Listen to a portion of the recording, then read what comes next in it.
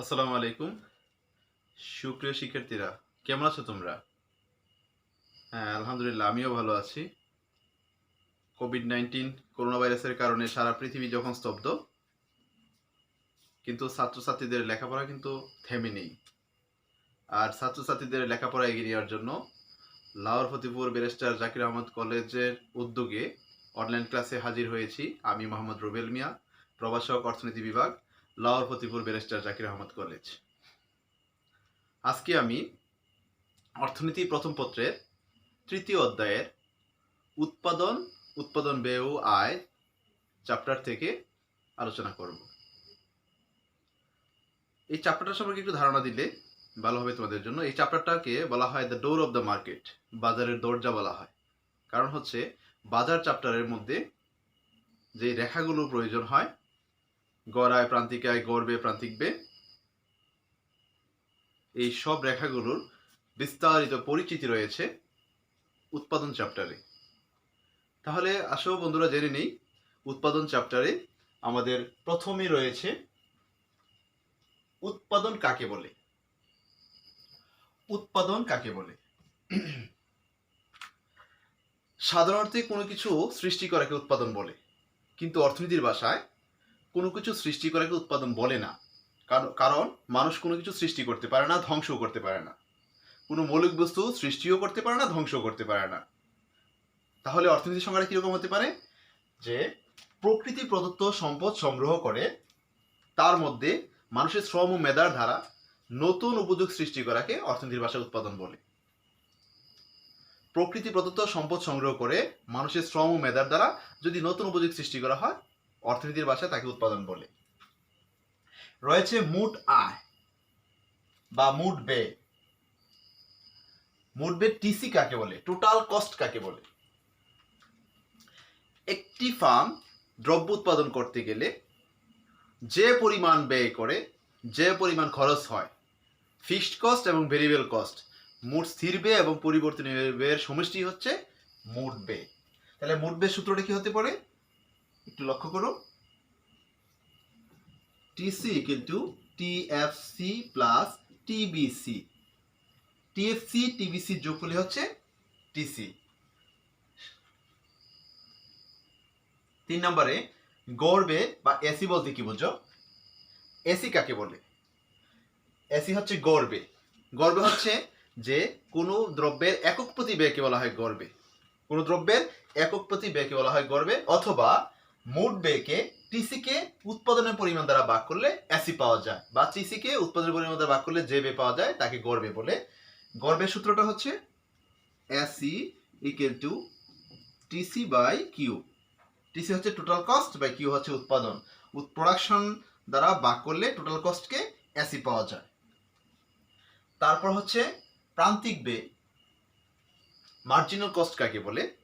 অতিরিক্ত এক একক দ্রব্য উৎপাদন করলে অতিরিক্ত যে ব্যয় হয় তাকে প্রান্তিক ব্যয় বলে। আমি আবার বলছি অন্যভাবে, অতিরিক্ত এক একক দ্রব্য উৎপাদন করলে মোট ব্যয়ের যে পরিবর্তন হয় তাকে প্রান্তিক ব্যয় বলে। তাহলে প্রান্তিক ব্যয় সূত্রটা আমরা শিখে নিই। প্রান্তিক ব্যয় সূত্র হচ্ছে MC equal to del TC by del Q, অর্থাৎ মোট ব্যয়ের পরিবর্তন ভাগ মোট উৎপাদনের পরিবর্তন। মোট ব্যয়ের পরিবর্তনকে উৎপাদনের পরিমাণ দ্বারা ভাগ করলে প্রান্তিক ব্যয় পাওয়া যায়। তারপর হচ্ছে মোট স্থির খরচ, টিএফসি। টিএফসি খুব ভেরি ভেরি ইম্পর্টেন্ট, জানতে হবে আমাকে টিএফসি কি। Fixed cost, total fixed cost, অর্থাৎ উৎপাদন করলে ও না করলে উৎপাদনকারীকে যে ব্যয় বহন করতে হয় তাকে টিএফসি বলে।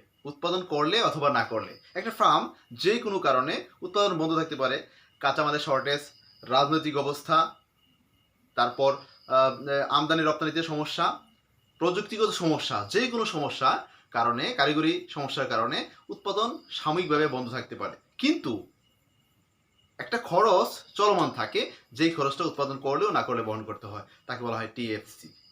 যেমন কারখানার ভাড়া উৎপাদন করলেও দিতে হবে, না করলে দিতে হয়। যেমন স্থায়ী শ্রমিকের বেতন, মজুরি, যন্ত্রপাতির অবচয়, এগুলো কলকারখানার ভাড়া, এগুলো উৎপাদন করলেও না করলে উৎপাদনকারীকে বহন করতে হয়। আর এই টিএফসি রেখা এজন্যই সবসময় ভূমি অক্ষের সমান্তরাল হয়। এই টিএফসি রেখা হচ্ছে এটা।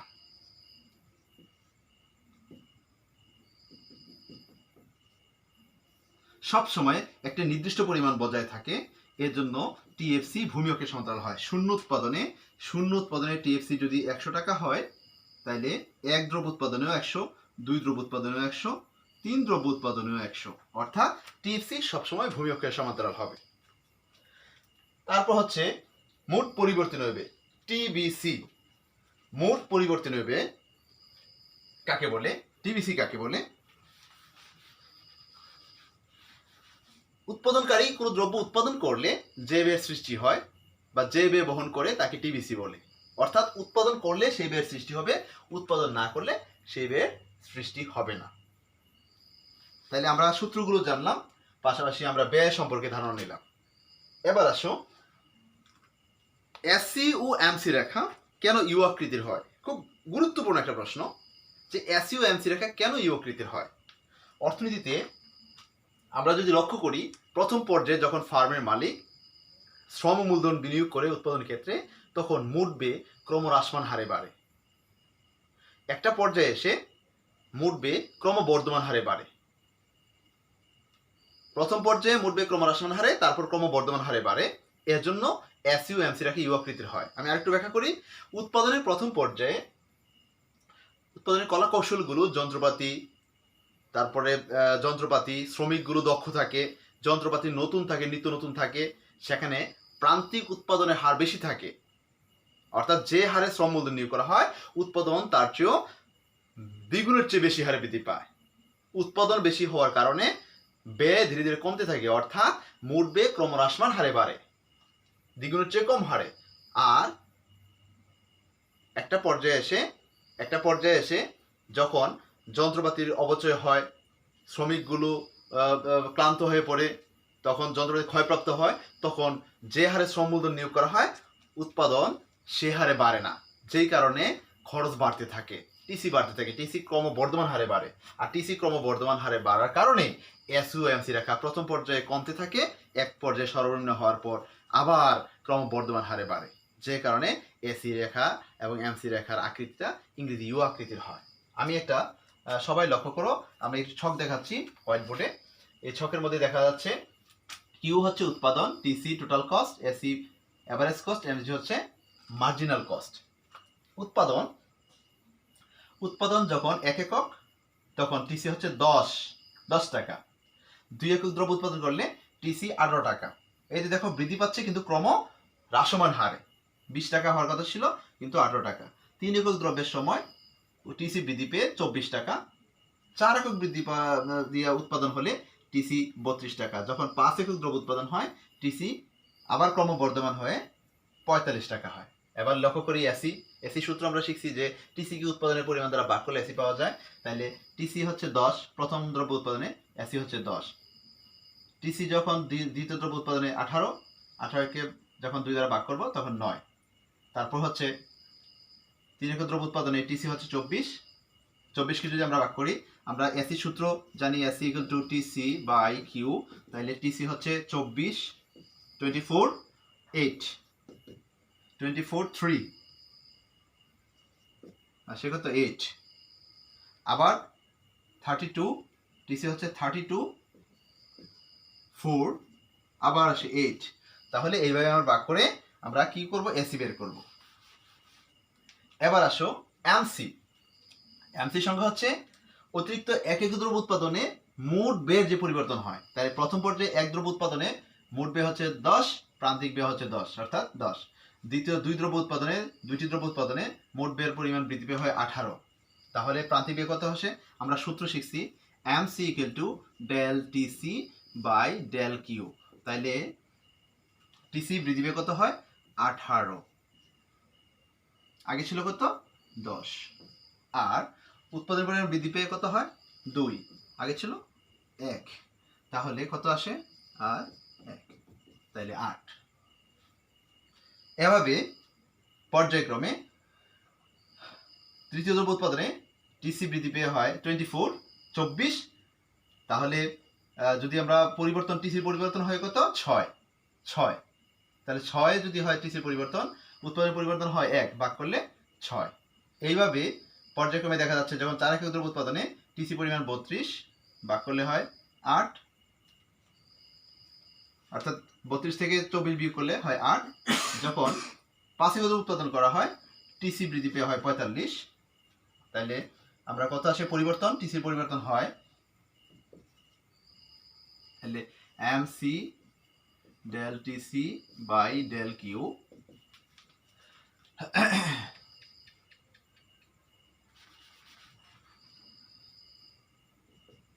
(45, 32, 5 minus 4 আসে 31।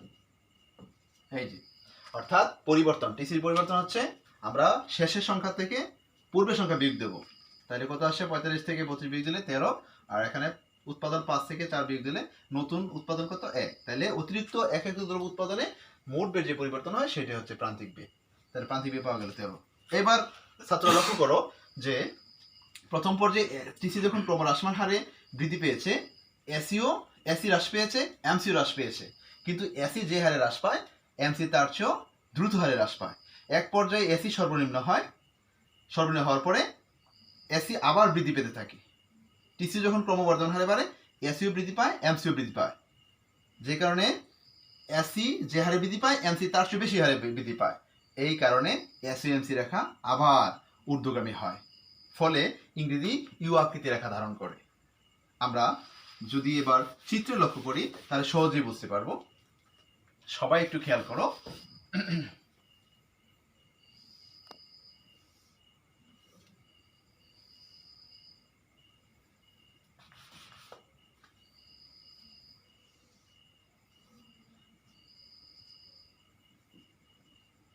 চিত্রে ভূমি অক্ষে উৎপাদন, লম্ব অক্ষে এসি এমসি দেখানো হলো। আমরা ভূমি অক্ষে দ্রব্য 5 একক উৎপাদন 1, 2, 3, 4, 5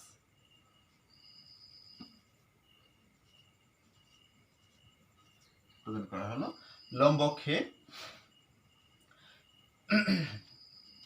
এসি এমসি দেখানো হলো।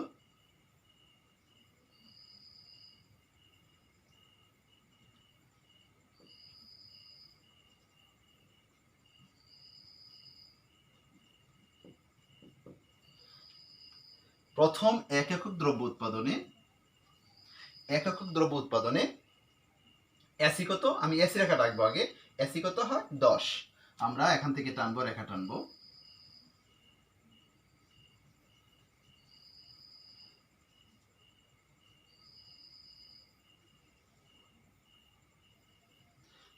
দ্বিতীয় দ্রব্য উৎপাদনে এসি হয় 9, এসি হ্রাস পেয়ে 9 হয়, 9, 8-এর একটু উপরে। তৃতীয় দ্রব্য উৎপাদনে এসি হ্রাস পেয়ে 8, গড় হ্রাস পেয়ে 8।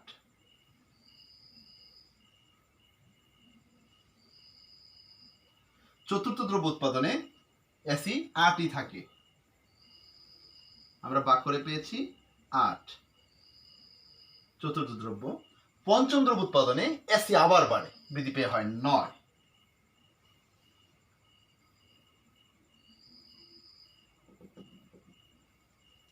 এবার আমরা যদি এসি রেখার অঙ্কন করি, এই বিন্দুগুলো মিলিয়ে নেই, তাহলে আমাদের এসি রেখা পাওয়া যায়। আমি যদি বাম থেকে বিন্দুগুলো মিলিয়ে নেই, একটা রেখা অঙ্কন করি,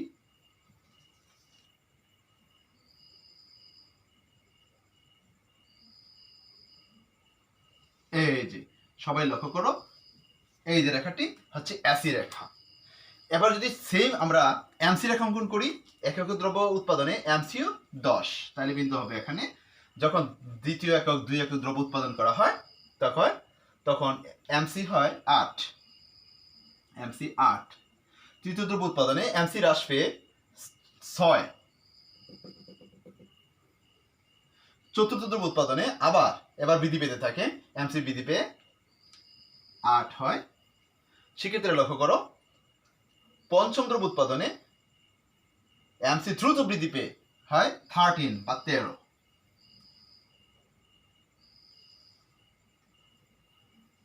বোল্ড করে দিলাম।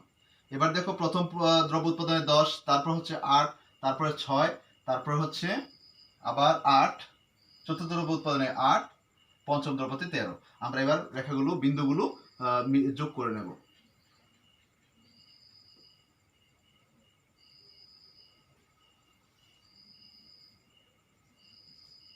বিন্দুগুলো যোগ করব, পুরোপুরি ইউর মতো না হলেও কিছু ইয়া হবে আর কি, আমরা মিলিয়ে নেব ব্যাস। এবার এগুলো নাম দিয়ে দেবো, বিন্দুগুলোর নাম দেবো A B C D E, আর এটা দেবো এ ই এফ জি তারপর এইচ, এই বিন্দুগুলোর নাম দেবো।